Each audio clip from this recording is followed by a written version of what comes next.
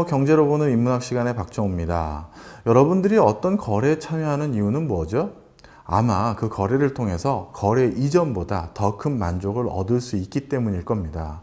우리가 시장에서 어떤 물건을 사거나 편의점에서 어떤 물건을 살 때 당연히 그 물건을 구매함으로 인해서 더 큰 만족을 얻을 수 있기 때문이죠. 자, 그런데요, 이렇게 거래에 주목하는 것은 우리와 같은 개인만 있는 것은 아닙니다. 국가도요, 국가 간의 교육을 통해서 교육 이전보다 더 큰 만족을 얻을 수 있을 때 여러 교육을 하게 되는데요. 바로 오늘 주제는 이러한 교육의 효과를 설명하는 데 있습니다.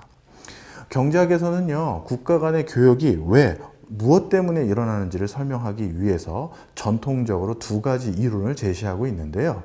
바로 그것이 절대우위론과 비교우위론입니다. 바로 오늘은 이 부분부터 설명드리겠습니다. 먼저 절대우위론이 무엇인지부터 살펴볼까요?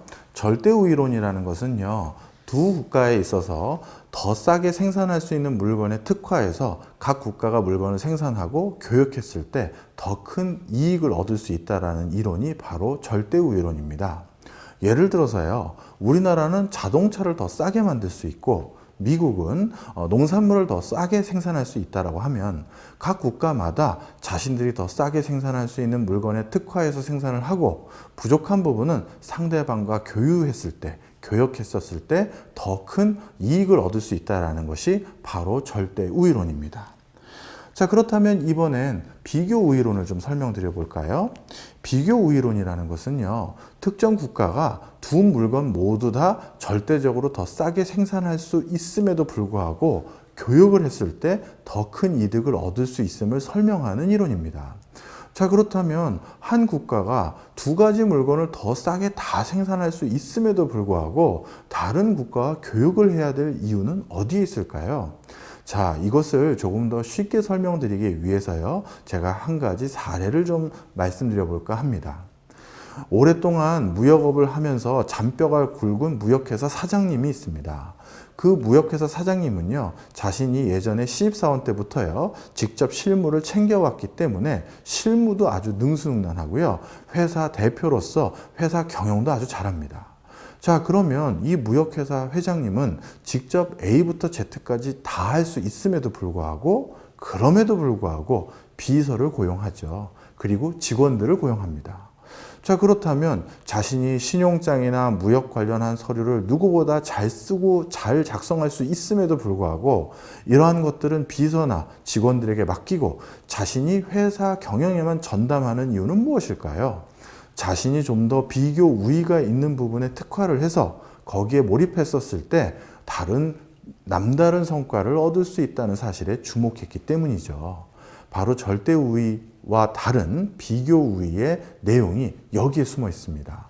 모두 내가 두 가지, 세 가지를 다 잘한다고 하더라도 가장 잘할 수 있는 일에 특화하고 전문화했었을 때 더 큰 성과를 얻을 수 있다는 것이 바로 비교 우위론입니다.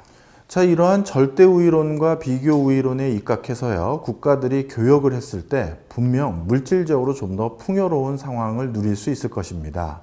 하지만 우리가 무역을 하거나 교역을 하는 것으로 인해서 얻는 이득은요, 이러한 물질적인 부분 이외에도 다양한 혜택을 얻을 수 있습니다.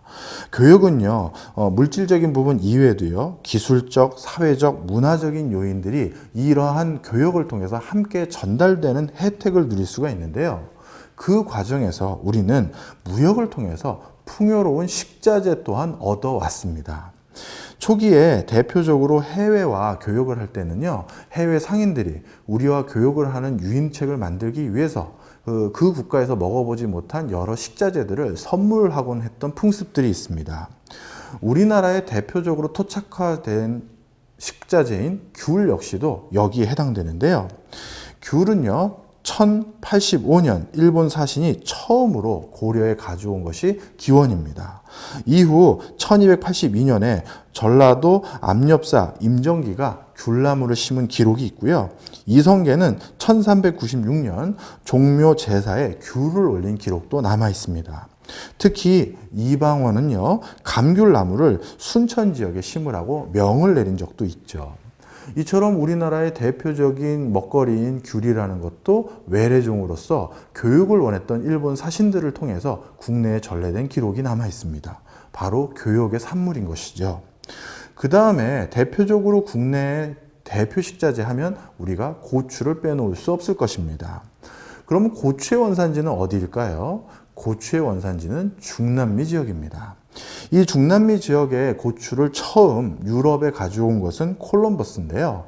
콜럼버스가 유럽에 고추를 가져왔을 때는 처음에 고추 열매가 빨갛게 익은 것이 너무나도 예뻐서 먹는 용도가 아니라 어떻게 보면 미관용, 우리가 보는 목적으로 고추를 심었다고 하더라고요. 자, 그런데 이 고추가 슬슬 유럽을 통해서 스페인과 포르투갈 상인이 인도, 중국, 일본 등지에 소개를 하기 시작했고요.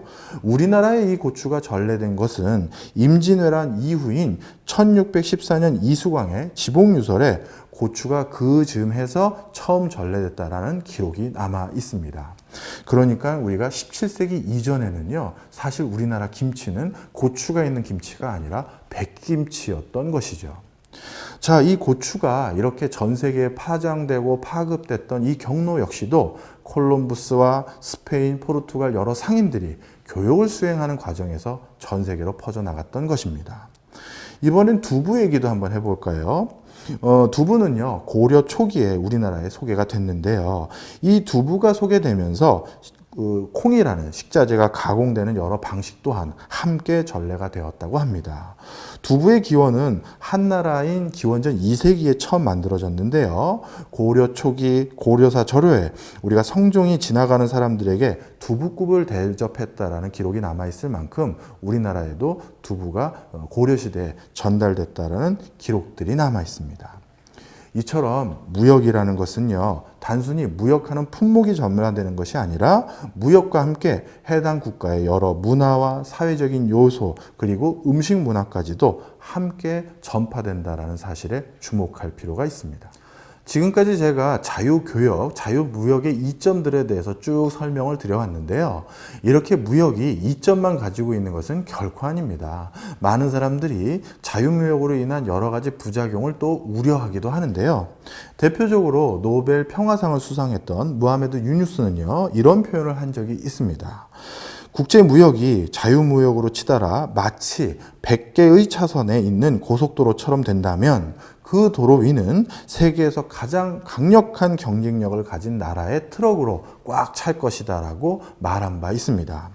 이런 것은 자유무역의 결과가 특정 국가에 귀속될 가능성이 높음을 시사하고 있는데요. 자, 그렇다면 이런 유누스 교수님의 지적과 같은 자유무역으로 인한 부작용에는 어떤 것들이 손꼽힐까요? 가장 크게 우려되는 부분은 방금 말씀드렸던 유누스 교수님과 같은 의견인 빈부격차에 심합니다. 교육의 결과가 균등하게 많은 교육에 참여한 국가들이 나눠 갖는 것이 아니라 일부 국가에 편중된 형태로 분배된다면 당연히 교육의 의미는 퇴색될 수 있겠죠. 이런 교육으로 인한 빈부격차에 대한 우려를 많은 사람들이 하고 있고요. 자유무역으로 인한 또 다른 우려에는 유치산업 보호론이 있습니다. 사실 자유무역 또는 절대우위, 비교우위론을 통해서 특정 국가가 어떤 물건에 특화돼서 생산을 한다라고 한다면요, 우리나라는 해방 이후 계속 농산물만을 만들었어야 될 거예요. 하지만 우리는 유치산업을 위해서 특정 산업을 계속 육성하고 보호하면서 거기에 경쟁력을 갖추기 위해서 여러 노력들을 해왔습니다. 그리고 나서 지금 우리나라는 우리나라의 대표적인 절대우위, 비교우위 품목이 바로 IT, 전자, 조선이 여기에 해당되는 것이죠. 만약에 자유무역 이론에 입각해서요, 우리가 해방 이후 줄곧 농산물만을 생산해서 수출했다면 이러한 성과는 결코 얻을 수 없었을 것입니다. 세 번째 우려는 국가 안보와 관련된 것입니다. 특정 품목에 비교 우위와 절대 우위를 가지고 있다라고 해서 농산물을 포기하고 우리가 공산품만을 생산하다 보면요, 이 농산물이 어떻게 보면 식량 안보 위기를 가져올 수 있다는 것이 바로 이들의 지적인 것이죠.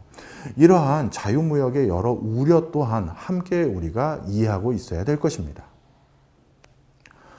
지금까지 무역이 가져다주는 장점과 그리고 무역으로 인해서 우려되는 부분에 대해서 살펴봤습니다. 오늘은 그래서 무역을 이해할 수 있는 시간이 되셨을 텐데요. 자, 제가 지금까지 20여 강을 통해서요, 여러분들께 기초적인 경제 원리가 우리의 삶의 흔적과 발자취가 남아있는 인문학 곳곳에 어떻게 숨어져 있고 어떤 작용을 했는지를 엿볼 수 있는 기회를 좀 제공해 드리려고 노력을 해왔는데요. 이러한 저의 노력이 조금이나마 경제학을 이해하고 그러한 경제학의 이해 속에서 하시는 일에 도움이 되셨으면 하는 간절한 바람입니다. 그동안 시청해 주셔서 감사합니다.